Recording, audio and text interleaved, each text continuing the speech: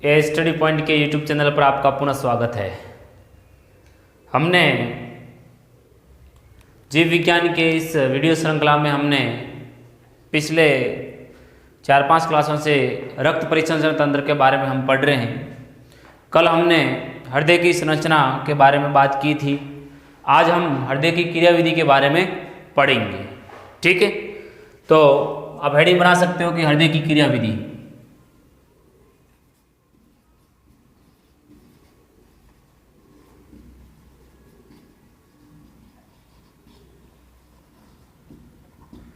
Mechanism of heart कैसे काम करता है, किस प्रकार से शरीर के अंदर पंपन का कार्य करता है, उसके बारे में अपन पढ़ेंगे। ठीक है, तो क्रियाविधि में एक पॉइंट लिखेंगे कि हृदय शरीर के विभिन्न भागों में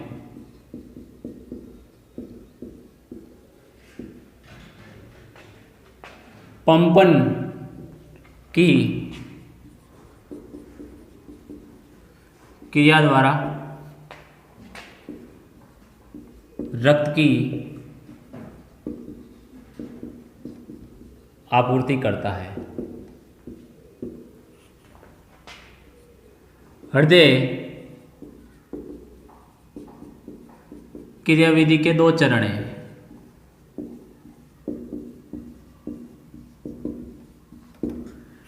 मुख्य रूप से हृदय है वो पंपन की क्रियाविधि के द्वारा, हृदय एक हमने कहा था कि एक पेशी अंग है और हृदय पंपन की क्रिया के द्वारा शरीर के विभिन्न भागों के अंदर रक्त की आपूर्ति करने का कार्य करता है। ये बात अपने की थी। ठीक है, अब हम ये कह रहे हैं कि हृदय की क्रियाविधि के 2 चरण हैं। सबसे पहला चरण हृदय स्पंदन और दूसरा चरण है हृदय चक्र। इन 2 चरणों के बारे में अपन बात करेंगे। सबसे पहले हृदय स्पंदन, हार्ट बीट। हृदय स्पंदन क्या होता है? हृदय स्पंदन यानी कि हृदय का धड़कना। अपन सीधी सी बात कहेंगे कि हृदय स्पंदन का एक शॉर्ट फॉर्म बताएं तो हृदय का धड़कना हृदय स्पंदन कहलाता है। हृदय स्पंदन का मुख्य कारण है हृदय की आंतरिक दीवारों के अंदर विशिष्ट प्रकार के ऊतक पाए जाते हैं, विशिष्ट प्रकार के टिश्यू पाए जाते हैं, विशिष्ट प्रकार के फाइबर पाए जाते हैं, जिसको कहा जाता है नोडल टिश्यू। क्या कहते हैं? Nodal tissue. तो अपन लिखेंगे कि हृदय की दीवारों में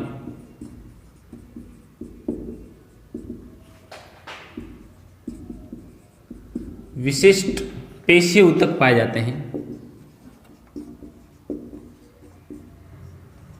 ऊतक पाए जाते हैं जिसे नोडल ऊतक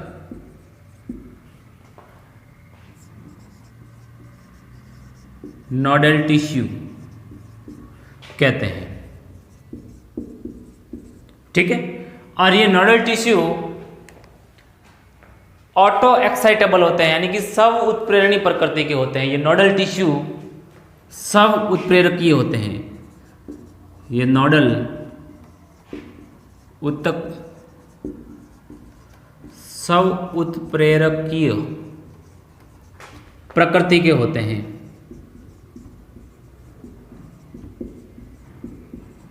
राइट, 2 प्रकार के होते हैं नोडल टिश्यू।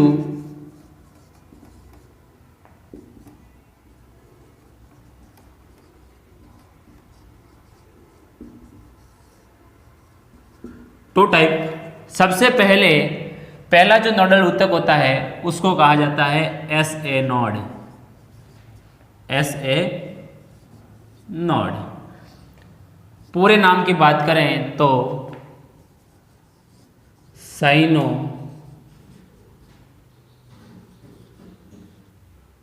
आर्टिकुलर नोड या साइनो आर्टिकुलर नोड, ये भी लिखा जा सकता है साइनो आर्टिकुलर नोड। दूसरा है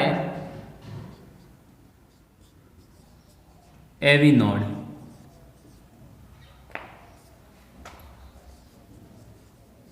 ऑरिकुलो वेंट्रिकुलर नोड। तो दो प्रकार के नोडल टिश्यू पाए जाते हैं, एक तो एस ए नोड, एक एवी नोड। ये एस ए नोड और एवी नोड क्या होता है, इसके बारे में अपन थोड़ा डिटेल से वो बात करते हैं। सबसे पहले एस ए नोड।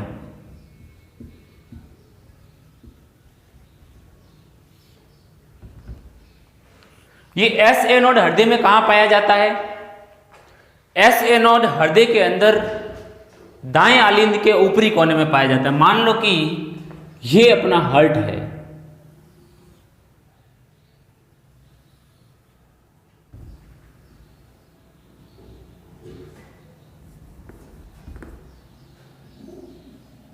इस टाइप से बना दो आप। हृदय के अंदर 4 कक्षक, ऊपरी 2 कक्षक आलिंद और निचले 2 कक्षक निलय। मैंने कहा कि ये दायां आलिंद है, एस ए नोड होता है, ये दाएं आलिंद के ऊपरी कोने में पाया जाता है। ये क्या है? एस ए नोड है। तो आप लिख सकते हो दाएं आलिंद के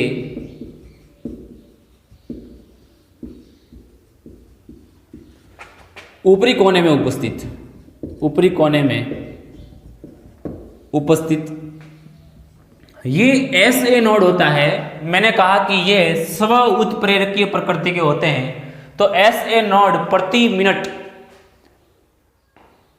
70 से 80 विस्पंद पैदा कर सकते हैं, 70 से 80 उद्दीपन पैदा कर सकता है एस ए नोड। यह प्रति मिनट 70 से 80 विस्पंद या अपन कह सकते हैं उद्दीपन, या अपन कह सकते हैं आवेग, आवेग उत्पन्न कर सकता है, कर सकता है। ओके, अच्छा, ये एस ए नोड होता है, ये प्रति मिनट कितने 70 से 80 विस्पंद उद्दीपन या आवेग उत्पन्न कर सकता है। और हृदय की गति को क्या करता है? हृदय की गति को बनाए रखने का कार्य करता है। ये हृदय का पेस मेकर कहलाता है, पेस मेकर।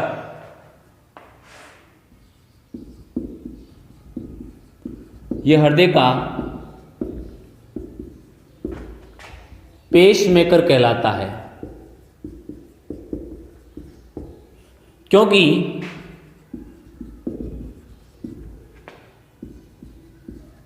हृदय की गति को विस्पंद प्रदान करता है व उसे नियमित बनाए रखने का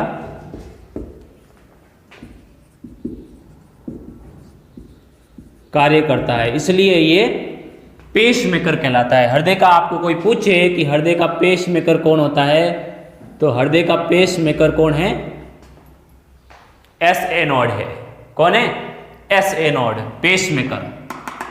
ओके, पेस मेकर इसलिए है क्योंकि ये हृदय की गति प्रदान करता है, हृदय को विस्पंद की शुरुआत करवाता है और लगातार इस विस्पंदों को बनाए रखने का, यानी कि हृदय को गतिमान बनाए रखने का कार्य करता है। इसलिए यह हृदय का पेस मेकर है। क्या है? Pacemaker. इसके बाद दूसरा है एवी नोड।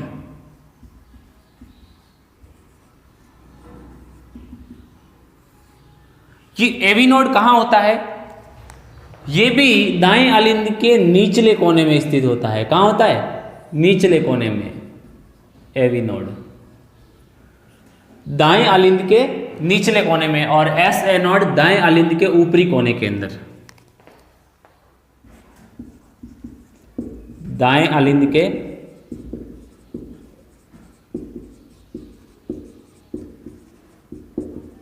निचले कोने में, उपस्थित होता है। ठीक है, इसकी बात करें तो ये प्रति मिनट 40 से 45 विस्पंद पैदा कर सकता है। ये 40 से 45, ये SA नोड की तरह कार्य नहीं करता है, ये कम विस्पंद पैदा करता है। ये 40 से 45 विस्पंद पैदा करने में सक्षम होता है, यानी कि यह प्रति मिनट 40 से 45 विस्पंद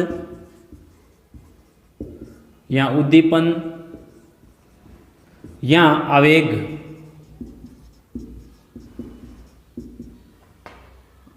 पैदा कर सकता है, उत्पन्न कर सकता है। अच्छा, हृदय का पेस मेकर SA नोड है और AV नोड को हृदय का पेस सेटर कहा जाता है। पेस सेटर इसलिए क्योंकि ये पेस मेकर की सहायता करता है। क्या करता है? पेस मेकर की सहायता करता है। पेस मेकर थोड़ा काम करना रुक जाता है तो भाई पीछे से बोलता है कि भाई रुक मत, मैं हूं ना तेरा भाई, मैं तेरी सहायता करता हूं, तेरे को मैं चलाने में अंगुली पकड़ता हूं, तेरे को मैं चलाने में सहायता करता हूं। यानी कि ये पेस मेकर की सहायता करता है, इसलिए ये क्या है? पेस सेटर है। क्या है? पेस सेटर है। ये हृदय का पेस सेटर कहलाता है, क्योंकि ये हृदय के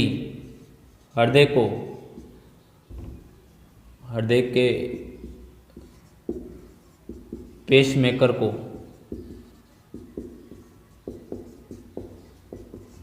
गतिमान बनाए रखने के लिए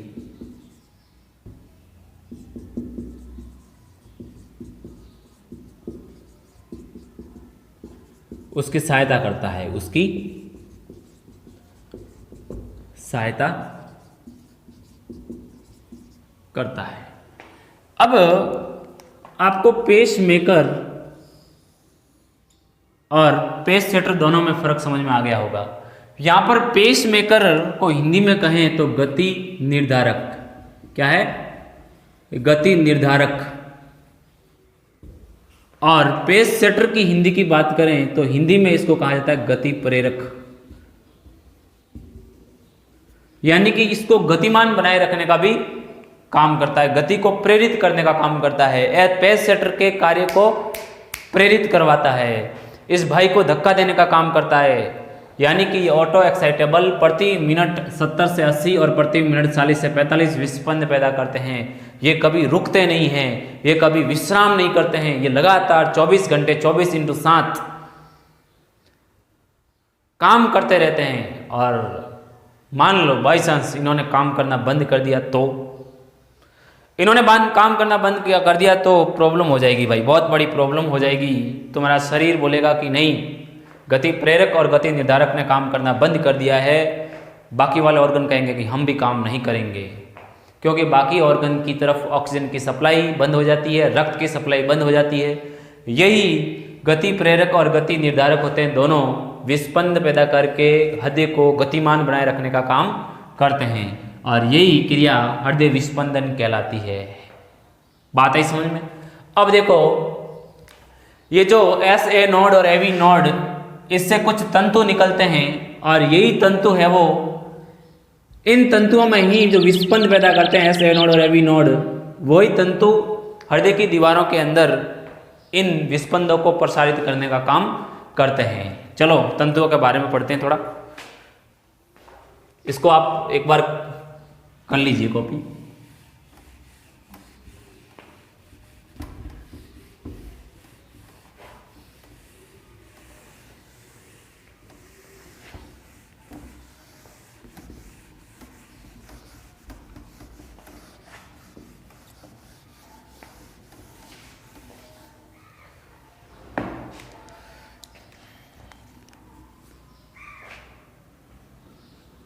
एक नोट डालो।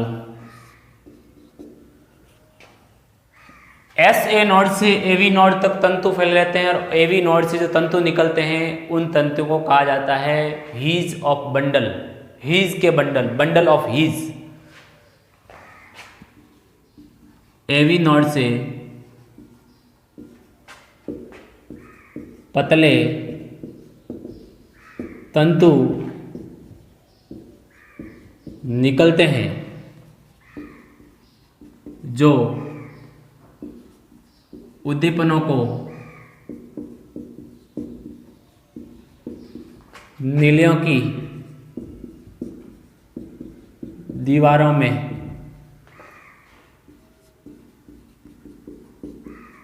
प्रसारित करने का कार्य करते हैं, जिससे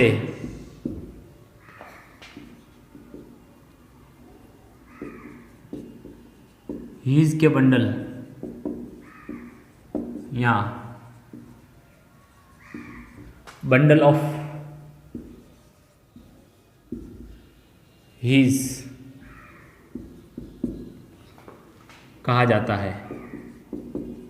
ओके, ये मैंने कहा कि जो हर्ट होता है, हृदय होता है, उस हृदय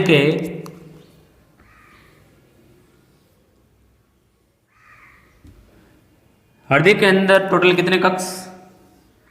4 कक्ष, एसए नोड, एवी नोड, और एसए नोड से एवी नोड और एवी नोड से एक बंडल निकलता है जिसको हीज का बंडल या बंडल ऑफ हीज कहा जाता है। ये जो तंतु निकलता है, ये तंतु, अब ये तंतु आगे जाकर के नीले की दीवारों के अंदर इस आपको अंतरा नीले पट दिखाई दे रहा है, इस अंतरा नीले पट के पास जाकर के ये 2 शाखाओं के अंदर विभक्त हो जाता है। कौन?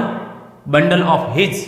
और यही 2 शाखाएं अलग अलग तंतुओं का निर्माण करती है, जिसको कहा जाता है पुरकिंजे तंतु। क्या कहते हैं? ये पुरकिंजे तंतु है, पुरकिंजे फाइबर है। ठीक है, आप पॉइंट लिख सकते हो कि हीज के बंडल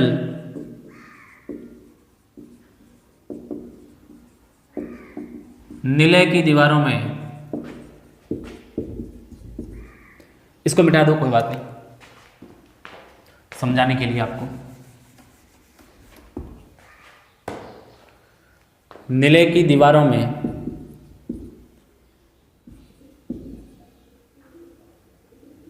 जाकर अंतरा नीले पट के पास 2 शाखाओं में विभक्त हो जाता है। 2 शाखाओं में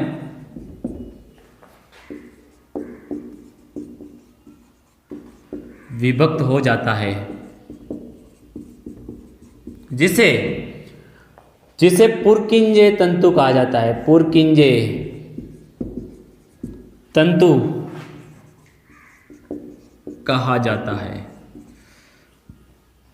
यही पुरकिंजे तंतु होता है, वो नीले की दीवारों के अंदर 70 से 75 विस्पंद प्रति मिनट प्रसारित करने का काम करता है। यानी कि बंडल ऑफ हीज और पुरकिंजे तंतु दोनों मिलकर के, और नोडल टिश्यू और नोडल तंतु, टोटल 3 प्रकार के तंतु। नोडल तंतु जो एस ए नोड से प्रसारित रहकर एवी नोड तक पहुंचते हैं, और बंडल ऑफ हीज जो एवी नोड से नीले की दीवारों तक प्रसारित रहते हैं, और नीले की दीवारों में जाकर के पुरकिंजे तंतु, ये तीनों मिलकर के हृदय के अंदर उद्दीपनों को प्रसारित करने का काम करते हैं। ठीक है, तो ये 3 तंतु, ये सारी प्रक्रिया पहली विस्पंद के अंदर आती है। अब शुरू करते हैं हृदय चक्र के बारे में पढ़ते हैं। इसको एक बार आप मिटा दीजिए, यहाँ एक बार आपको लिख दीजिए, इसको मैं मिटा रहा हूं।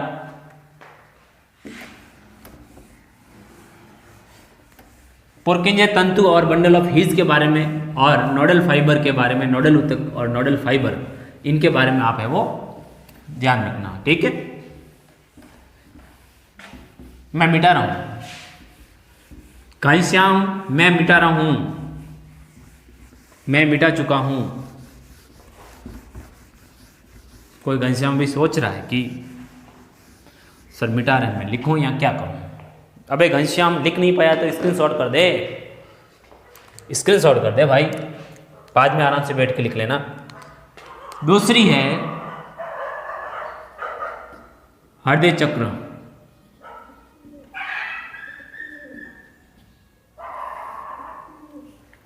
हृदय चक्र क्या है, इसके बारे में अपन बात करते हैं।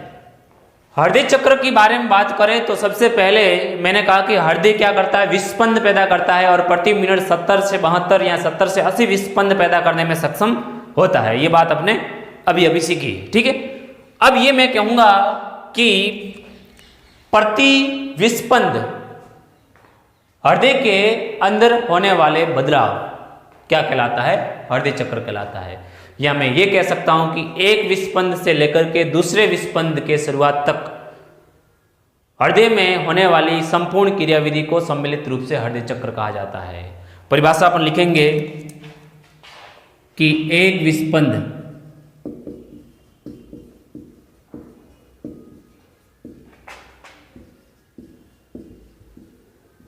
के शुरुआत से लेकर दूसरे विस्पंद के शुरुआत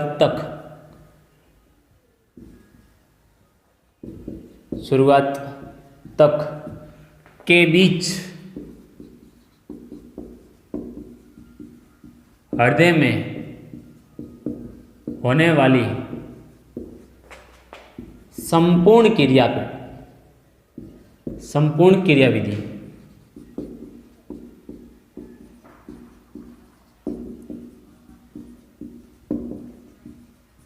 हृदय चक्र कहलाती है, हृदय चक्र कहलाता है।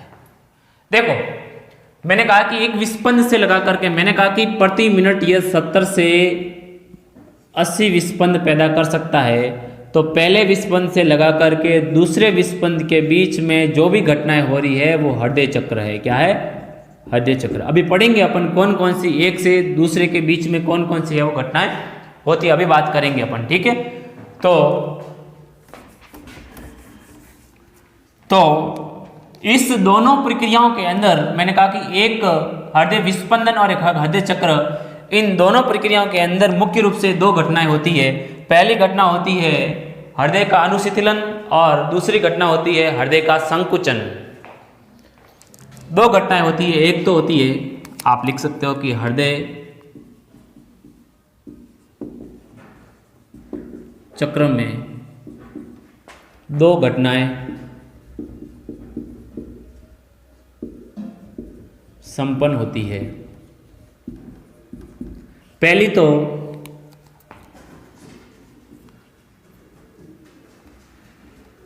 शिथिलन और दूसरी है, या इसको शिथिलन या अनुशिथिलन भी कहा जाता है। अनुशिथिलन पहली और दूसरी है संकुचन। शिथिलन को इंग्लिश में बोलते हैं डायस्टोल और संकुचन को कहा जाता है सिस्टोल, ठीक है। अनुशिथिलन यानी कि हृदय का या हृदय की विश्राम अवस्था अनुशिथिलन कहलाती है। यानी कि उस टाइम है वो हृदय कोई कार्य नहीं करता, विश्राम अवस्था के अंदर रहता है, अनुशीतलन कहलाता है। और दूसरी है संकुचन सिस्टोल, ये हृदय की संकुचन या प्रकुंचन अवस्था है, हृदय की प्रकुंचन अवस्था, ठीक है। ये होता है, ये दोनों घटनाएं लगभग 0.8 सेकंड के अंदर संपन्न होती है। यानी कि एक हृदय चक्र का समय आप देखो तो एक हृदय चक्र संपन्न होने में 0.8 सेकंड लगाता है, 0.8 सेकंड लगाता है। यहां पर आप एक पॉइंट डाल दो कि एक हृदय चक्र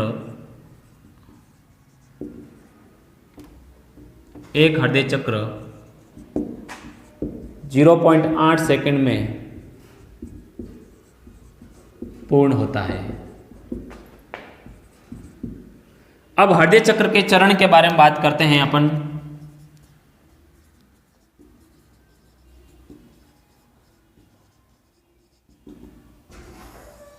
एक विस्पंद से लेकर के दूसरे विस्पंद के बीच में हृदय के अंदर होने वाली घटनाएं, उन घटनाओं में अपन बात करते हैं तो मुख्य रूप से हृदय चक्र के प्रमुख 4 चरण हैं। कितने चरण हैं? 4 चरण हैं। आपको कोई पूछे कि हृदय के अंदर कितने चरण पाए जाते हैं, तो मुख्य रूप से हृदय के अंदर 4 चरण पाए जाते हैं। सबसे पहला चरण है, हमने कहा कि हृदय धड़कता है या हृदय संकुचित होता है या हृदय शिथिलित होता है, और शिथिलित और संकुचित होकर के निलयों और आलिंदों की दीवारों के अंदर संकुचन पैदा होता है, और जिसकी वजह से रक्त कहाँ पहुंचता है, ऊतकों की तरफ पहुंचता है। ठीक है, तो सबसे पहले आलिंदों का अनुशिथिलन।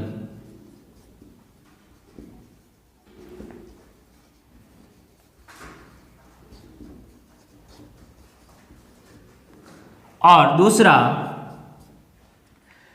दूसरा है आलिंदों का प्रकुंचन। पहली अवस्था के अंदर हृदय चक्र में आलिंद शिथिलित अवस्था में रहेंगे और शिथिलित अवस्था के अंदर रक्त इनके अंदर आकर के भरेगा, और दूसरी अवस्था के अंदर ये संकुचित होंगे। तो दूसरा है आलिंदों का संकुचन, आलिंदों का संकुचन। तीसरा है निलयों का संकुचन,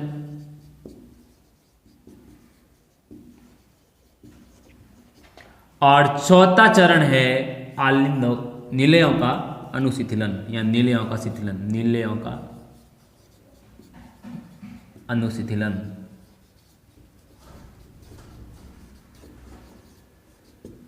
मुख्य रूप से 4 चरण हैं। इन 4 चरणों के अंदर मैंने कहा कि हृदय चक्र 0.8 सेकंड का होता है।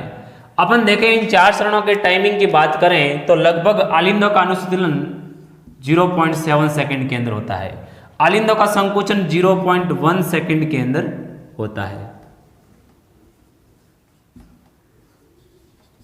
और निलयों का संकुचन की बात करें तो 0.3 सेकंड के अंदर होने वाली घटना है, और निलयों के अनुशीतलन की बात करें तो 0.5 सेकंड के अंदर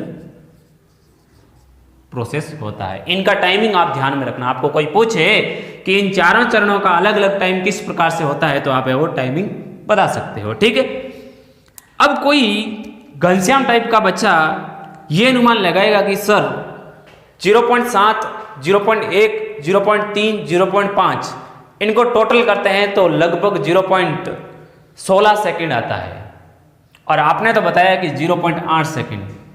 मैंने ये कहा है कि जिनको समझ में नहीं आया ध्यान दें, मैंने ये कहा है कि अनुशीतलन और संकुचन इन दोनों की सम्मिलित रूप से घटना 0.8 सेकंड की होती है, और यहाँ पर आपको दिखाई दे रहा है कि आलिंदों का अनुशीतलन और आलिंदों का संकुचन ये दोनों क्रम वाइज होने वाली घटनाएं, और ये घटना कितने में हो रही है, 7 और 1 8 सेकंड के अंदर हो रही है, और इसके साथ साथ में ये घटना हो रही है, यानी कि ये दोनों घटनाएं आपस में सम्मिलित है, जुड़ी हुई है, दोनों साथ साथ होती है। तो ये दूसरी घटना निलयों का संकुचन 0.3 सेकंड में और वापस अनुशीतलन 0.5 सेकंड में, तो ये 0.8 सेकंड की है और ये 0.8 सेकंड की, और ये दोनों एक साथ होने वाली घटना है। आपको समझ में आ गया होगा कि 0.8 सेकंड इन चारों का किस प्रकार से निकलता है। अब अपन बात करते हैं इन चारों घटनाओं को अलग अलग तरीके से समझते हैं। ठीक है, सबसे पहले आलिंदों का अनुशीतलन।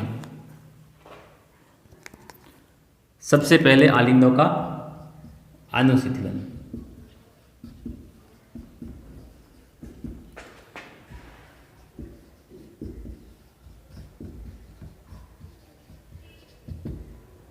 और ये टाइमिंग क्या है, 0.7 सेकेंड।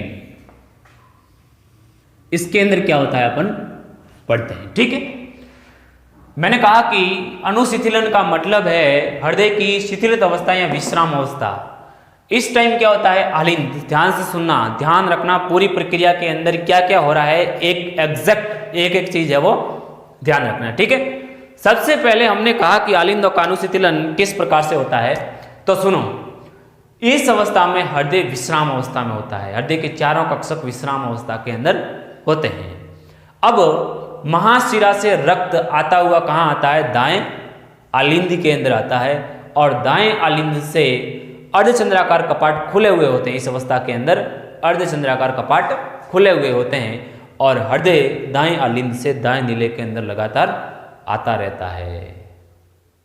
मैंने कहा कि महाशिरा से और उधर फुफ्फुसीय शिरा से बाएं आलिंद के अंदर रक्त है वो आता रहता है, यानी कि इस समय महाशिरा और फुफ्फुसीय शिरा से रक्त दाएं आलिंद और बाएं आलिंद के अंदर आता रहता है। इस टाइम द्विवल्नी और त्रिवल्नी कपाट क्या रहते हैं, खुले रहते हैं और रक्त सीधा ही नीलियों के अंदर प्रसारित होता रहता है।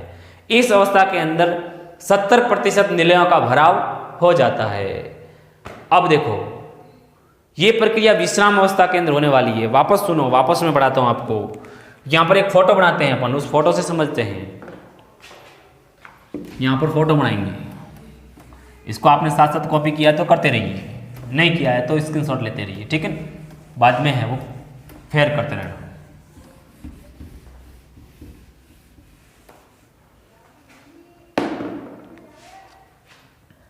देखो हम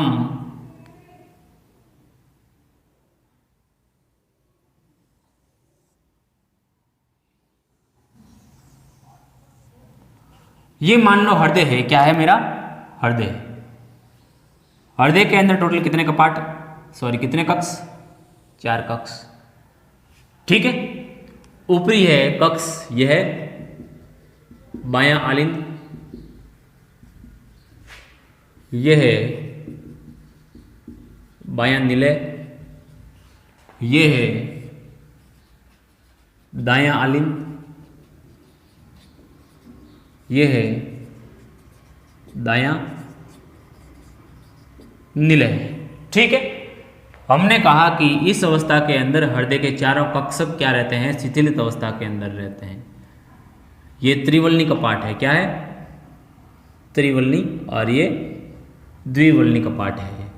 ये इसके अंदर कौन सी शिरा खुल रही है, महाशिरा खुल रही है, और ये ऊपर फेफड़ों के अंदर जाती है जिसको कहा जाता है फुफ्फुसीय धमनी। यहाँ पर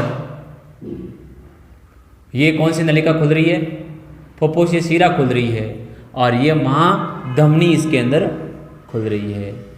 ये शरीर के ऊतकों को है वो रक्त प्रदान करने का काम करती है। ये शुद्ध रक्त को फेफड़ों में लेकर, फेफड़ों से हृदय में लेकर के आती है, और ये शरीर के विभिन्न भागों से महाशिरा हृदय के दाएं आलिंद वाले भाग के अंदर लेकर आती है। और ये मैंने कहा था ये नलिका फुफ्फुसीय धमनी है जो अशुद्ध रक्त को फेफड़ों तक पहुंचाने का कार्य करती है, ठीक है। इन चारों नलिकाओं को आप है वो ध्यान में रखोगे। देखो हमने समझाया ये है कि इस अवस्था के अंदर ये कपाट क्या रहते हैं, द्विवल्नी और त्रिवल्नी दोनों कपाट क्या रहते हैं, खुले रहते हैं, और हृदय के चारों कक्षक विश्राम अवस्था के अंदर होते हैं। यहाँ से महाशिरा से रक्त दाएं आलिंद के अंदर आता है, और दाएं आलिंद से रक्त कहाँ आता है, दाएं निलय के अंदर आता रहता है। दाएं यहाँ से रक्त यानी कि फेफड़ों से रक्त बाएं आलिंद के अंदर और बाएं आलिंद से बाएं निलय के अंदर प्रवेश होता रहता है। इस समय लगभग 70% निलयों का भराव है वो हो जाता है, यानी कि ये निलय 70% भर जाते हैं। और इस अवस्था में ये जो अर्धचंद्राकार कपाट होते हैं वो क्या रहते हैं, बंद रहते हैं। क्या रहते हैं, बंद रहते हैं। तो इसको अपन एक भाषा के रूप में लिखना चाहें तो इस अवस्था में संपूर्ण हृदय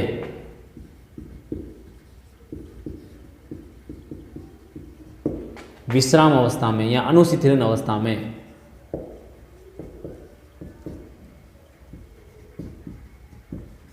अनुशिथिलन अवस्था में रहता है। अनुशिथिलन अवस्था में रहता है। नेक्स्ट इस अवस्था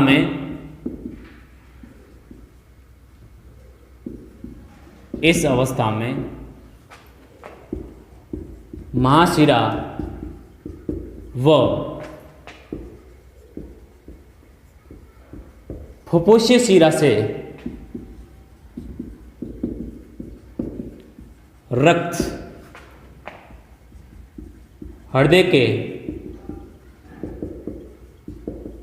आलिंदों में व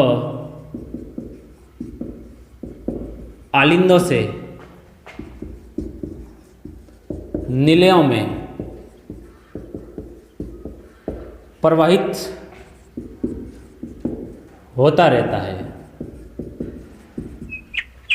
और इस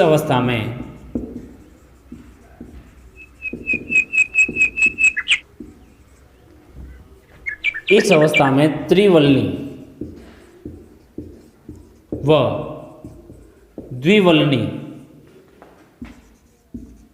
कपाट खुले रहते हैं व अर्धचंद्राकार कपाट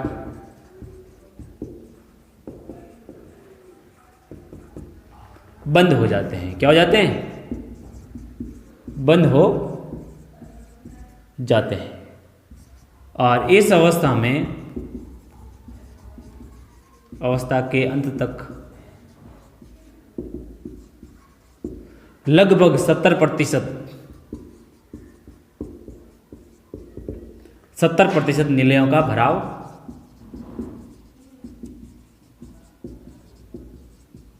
हो जाता है। ठीक है, तो ये प्रोसेस इसके अंदर होता है। इस अवस्था के अंदर लगभग 70% नीले क्या हो जाते हैं? भर जाते हैं और 30% पीछे बचे नीले का भराव अगले चरण में होगा। ठीक है, तो आपको ये समझ में आ गया होगा कि पहले चरण में क्या होता है।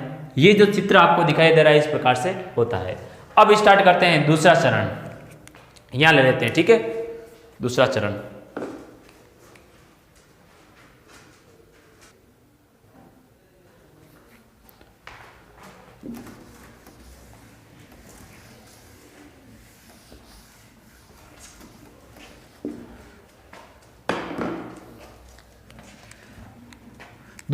है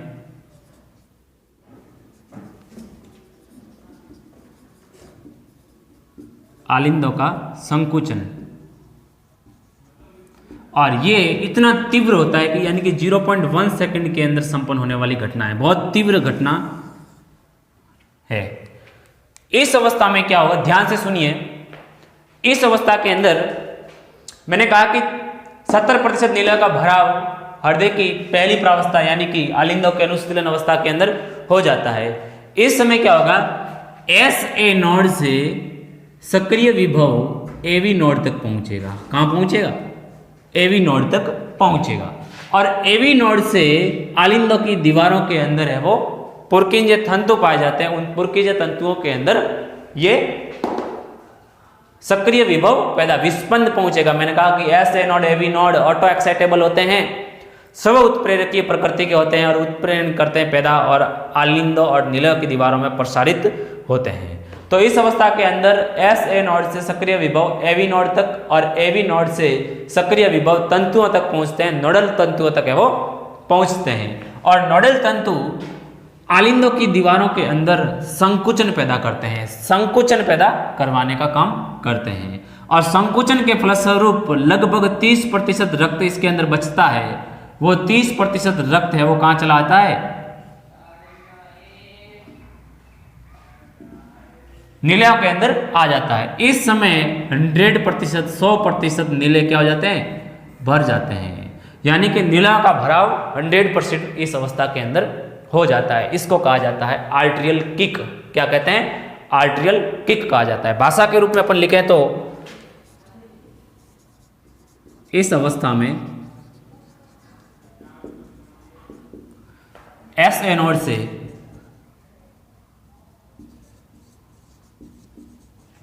सक्रिय विभव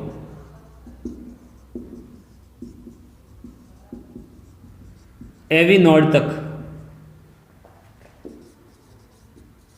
व AV नोड से सक्रिय विभव नोडल तंतुओं तक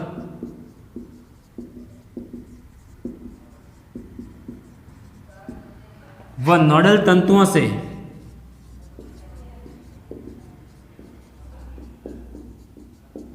विभव आलिंदों की दीवारों तक पहुंचते हैं, आलिंदों की दीवारों में प्रसारित होते हैं।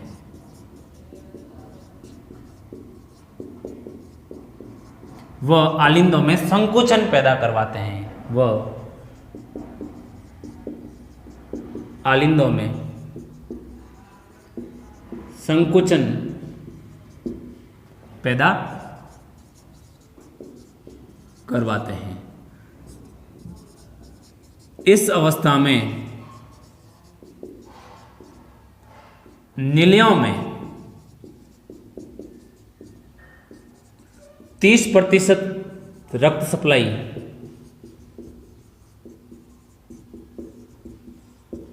बढ़ जाती है। क्या हो जाती है?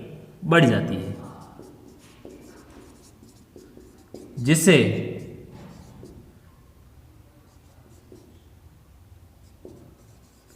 आर्टेरियल किक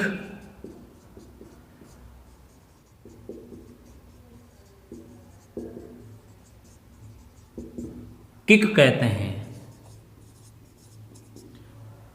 किक का मतलब है अचानक से किसी कार्य का करना। किक यानी कि अचानक ये 0.1 सेकंड के अंदर रक्त की सप्लाई है वो नीलों के अंदर बढ़ जाती है, जिसको आर्टेरियल किक कहा जाता है। ओके, अब है चौथी घटना, तीसरी घटना, साथ साथ में कॉपी करते रहिए।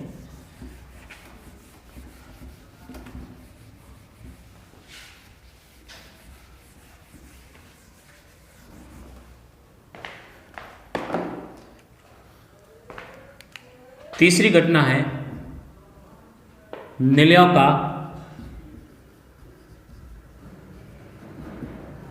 संकुचन या प्रकुंचन, संकुचन, और ये 0.3 सेकंड में संपन्न होती है। ठीक है, सुनो, इस अवस्था में क्या होता है? अब मैंने कहा कि 100% निलय क्या हो गए? भर गए।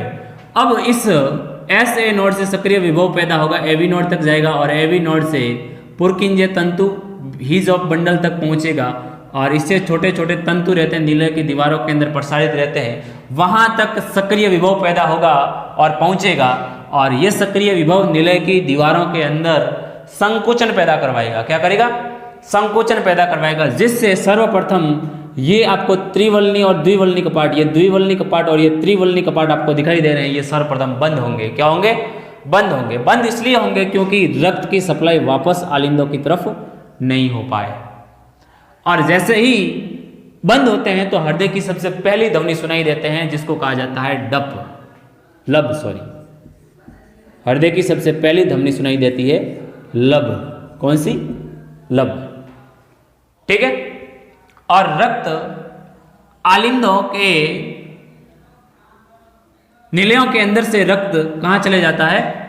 ये महाधमनी के अंदर चला जाता है और फुफ्फुसी शिरा के अंदर, यानी कि इस समय कपाट ये खुल जाते हैं। ये जो आपको अर्धचंद्राकार कपाट दिखाई देते हैं वो क्या हो जाते हैं? खुल जाते हैं। पहली अवस्था के अंदर अर्धचंद्राकार कपाट क्या थे? बंद थे, और ये अब बंद हो जाते हैं और ये कपाट क्या हो जाते हैं? खुल जाते हैं। तो भाषा के रूप में अपन लिखेंगे तो ऐसे लिखेंगे कि इस अवस्था के अंदर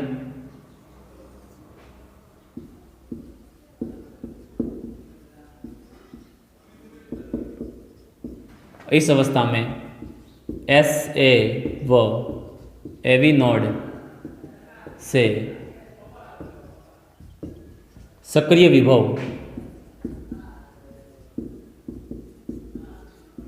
निलयों की दीवारों में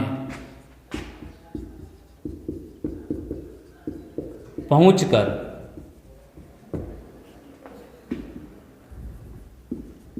उनमें संकुचन उत्पन्न करता है। संकुचन उत्पन्न करता है,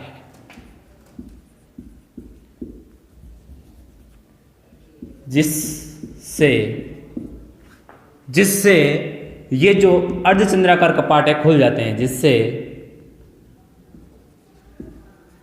अर्धचंद्राकार कपाट खुल जाते हैं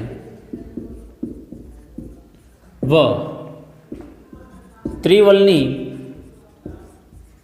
व द्विवलनी कपाट बंद हो जाते हैं। त्रिवलनी व द्विवलनी कपाटों के बंद होने से हृदय की प्रथम ध्वनि, प्रथम ध्वनि लब सुनाई देती है। कौन सी? लब सुनाई देती है।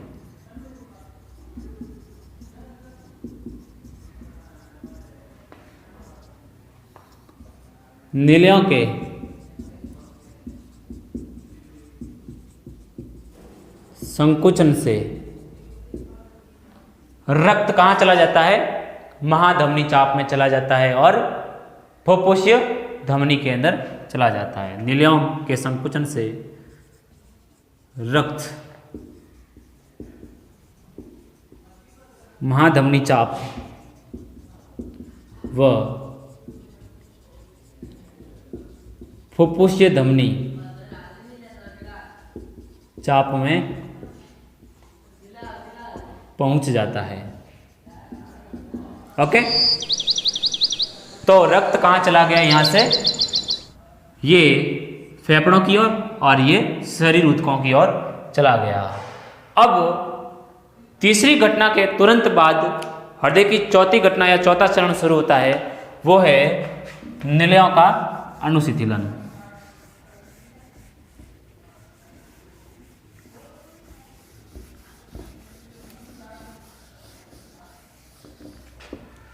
चौथा चरण है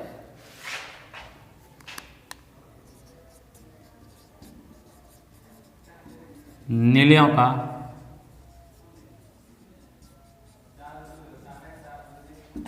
अनुशीतलन। 0.5 सेकेंड, वो 0.3, टाइमिंग याद रखना। देखो, इस अवस्था में रक्त कहां चला गया?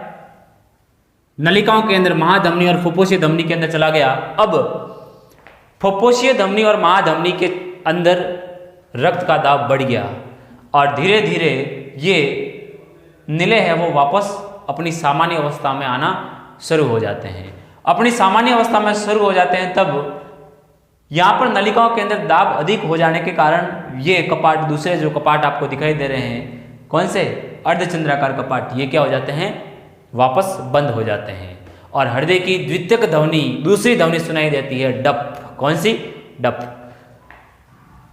और वापस रक्त है वो यहां से होते हुए इस अवस्था में आना शुरू हो जाते हैं, इस आलिंदों के अंदर आना शुरू हो जाते हैं। इस टाइम वापस ये कपाट बंद होते ही ये कपाट वापस खुल जाते हैं और वापस हृदय अपनी पहली अवस्था के अंदर आ जाता है।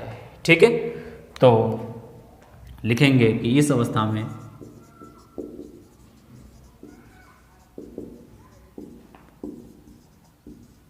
रक्त महाधमनी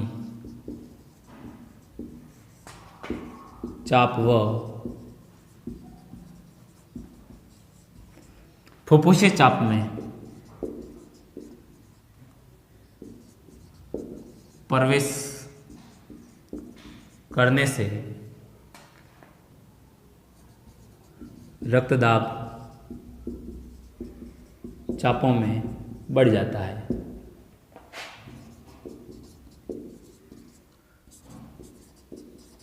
चापों का रक्तदाब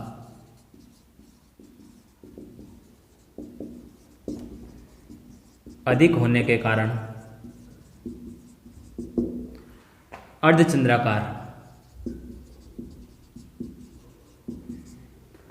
कपाट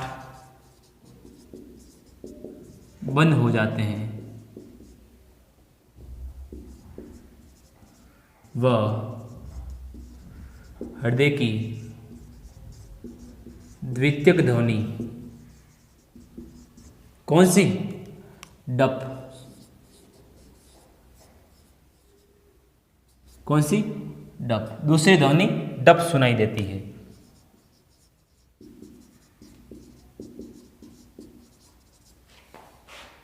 और एंड में वापस हृदय सामान्य प्रथम अवस्था में आना शुरू हो जाता है। हृदय के आलिंद वापस ऐसे लिखो, हृदय पुनः सामान्य अवस्था में आना शुरू हो जाता है एवं आलिंदों से नीलियों की ओर रक्त सप्लाई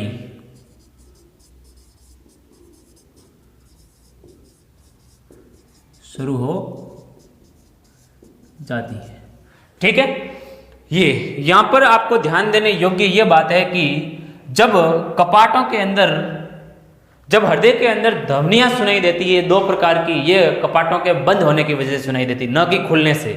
एक तो द्विवल्नी और त्रिवल्नी कपाटों के बंद होने से पहली ध्वनि, और दूसरी ध्वनि अर्धचंद्राकार कपाटों के बंद होने से सुनाई देती है। एग्जाम के अंदर बहुत सारे यहाँ से क्वेश्चंस बनते हैं, थोड़ा इसको है वो प्रैक्टिस करना और इसको है वो ध्यान से पढ़ना। आज की क्लास हमारी यहीं समाप्त हो जाती है, काफ़ी लंबी हो चुकी है क्लास, तो कृपया इसको अवॉइड ना करें, इसको पूरा ध्यान से आप है वो पढ़ें और समझने की कोशिश करें। आप सभी को पुनः एक बार धन्यवाद, आपका बहुत बहुत आभार, बहुत बहुत शुक्रिया। अपने दोस्तों की तरफ इस वीडियो को जाने दें। इस वीडियो को अभी तक आपने YouTube चैनल को सब्सक्राइब नहीं किया तो वापस अभी सब्सक्राइब कीजिए और दोस्तों को बोलिए, दोस्तों की तरफ है वो भेजिए, इसको सब्सक्राइब करने का बोलिए, लाइक करने का भी बोलिए। और कोई प्रॉब्लम हो रही है आपको पढ़ने में, समझने में, या कोई दिक्कत आ रही है तो आप कमेंट करके मुझे बताइए। इसके अलावा आप जुड़िए, मैंने कहा था कि इंस्टाग्राम पेज भी बना हुआ है और एक टेलीग्राम पेज बना हुआ है, ए स्टडी पॉइंट 2021 करके इंस्टाग्राम पे पेज बना है, और ए स्टडी पॉइंट नामक चैनल आप है वो टेलीग्राम से ले सकते हैं और क्वेश्चन प्रैक्टिस करते रहिए। बहुत बहुत आभार, बहुत बहुत शुक्रिया, धन्यवाद।